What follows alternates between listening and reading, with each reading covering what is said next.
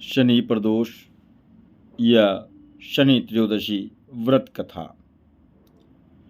गर्गाचार्य जी ने कहा, हे महामते, आपने शिव शंकर को प्रसन्न करने हेतु समस्त प्रदोष व्रत का वर्णन किया है। अब हम शनि प्रदोष की विधि सुनने की इच्छा रखते हैं, सो कृपा करके सुनाइए।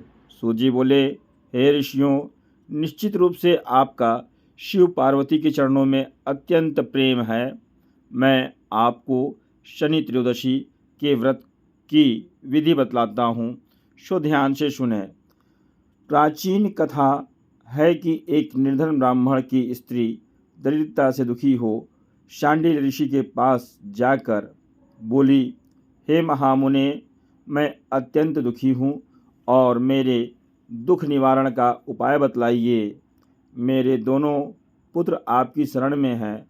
मेरे ज्येष्ठ पुत्र का नाम धर्म है, जो कि राजपुत्र है, और लघु का नाम शुचिव्रत है। हम दरिद्री हैं और आप ही हमारा उद्धार कर सकते हैं। इतनी बात सुन ऋषि ने शिव प्रदोष व्रत करने के लिए कहा। तीनों प्राणी प्रदोष करने लगे। कुछ समय पश्चात प्रदोष व्रत आया। तीनों ने व्रत का संकल्प लिया।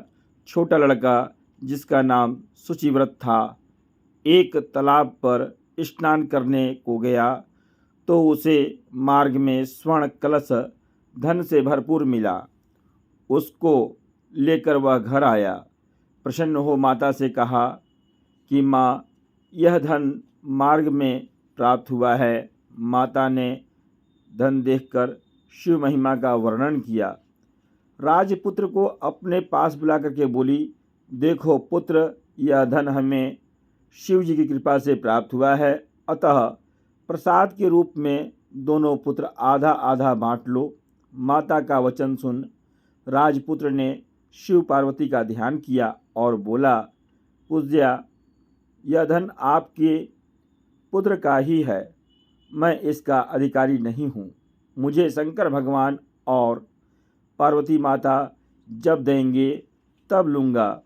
इतना कहकर राजपुत्र शंकर जी की पूजा में लग गया। एक दिन दोनों भाइयों का प्रदेश भ्रमण का विचार हुआ।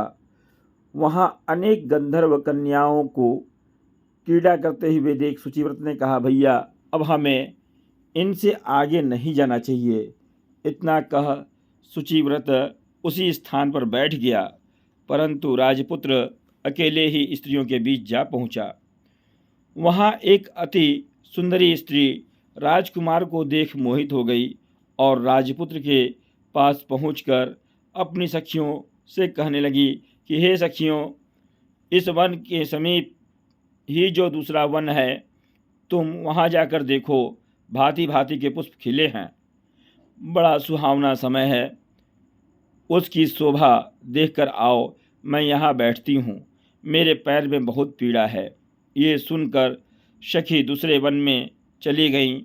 वह सुंदरी राजकुमार की ओर देखती रही। इधर राजकुमार भी उसे कामुक दृष्टि से निहारने लगा। युवती बोली, आप कहाँ रहते हैं? वन में कैसे पधारे? किस राजा के पुत्र हैं? क्या नाम है? राजकुमार बोला, मैं विदर्भ नरेश का पुत्र हूँ, आप अपना परिचय दें। युवती बोली, मैं विद्रविक नामक गंधर्व की पुत्री हूँ, मेरा नाम अंशुमति है।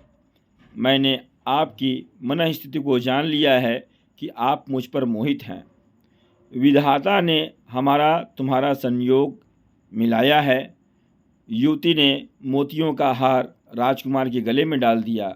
राजकुमार हार स्वीकार करते हुए बोला कि हे भद्रे, मैंने आपका प्रेमो उपहार स्वीकार कर लिया है, परंतु मैं निर्धन हूँ। राजकुमार के इन वचनों को सुनकर गंधर्व कन्या बोली कि मैं जैसा कह चुकी वैसी ही करूँगी। अब आप अपने घर को जाएं। इतना कहकर गंधर्व कन्या सखियों से जा मिली। घर जाकर राजकुमार ने शुचिव्रत को सारा वृत्तांत सुनाया। जब तीसरा दिन आया, वह राजपुत्र शुचिव्रत को लेकर उसी वन में जा पहुंचा। वहीं गंधर्वराज अपनी कन्या को लेकर आ पहुंचा। इन दोनों राजकुमारों को देख आसन दे कहा कि मैं कैलाश पर गया था। वहाँ शंकर जी ने मुझे कहा कि धर्मगुप्त नाम का एक राजपुत्र है जो इस समय राज्यविहीन है और निर्धन है, मेरा परम भक्त है।